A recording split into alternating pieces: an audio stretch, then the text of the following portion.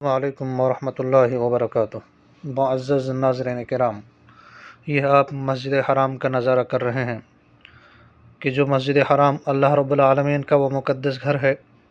جسے سب سے پہلے اللہ رب العالمین کی عبادت اور اس کا تقرب حاصل کرنے کے لیے تعمیر کیا گیا ہے، اور یہی وہ گھر ہے جسے ابراہیم علیہ السلام نے تعمیر کیا تھا کہ جس گھر میں ایک نماز پڑھنا کسی دوسری مسجد کے 1,00,000 نمازوں سے افضل ہے۔ اور یہ مسجد حرام مکۃ المکرمہ کے اندر واقع ہے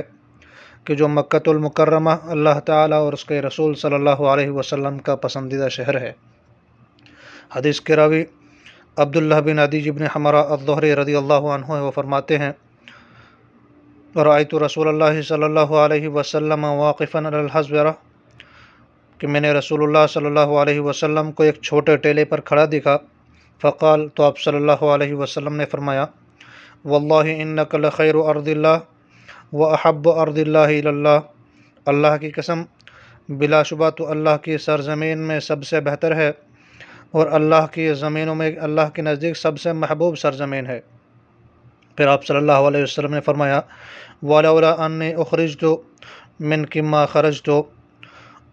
اور اگر مجھے تجھ سے نہ نکالا جاتا تو میں نہ نکلتا۔ یہ حدیث سنن ترمذی کے اندر کتاب المناقب باب فی فضل مکہ حدیث نمبر 3925 ہے، اور یہی وہ مکہ ہے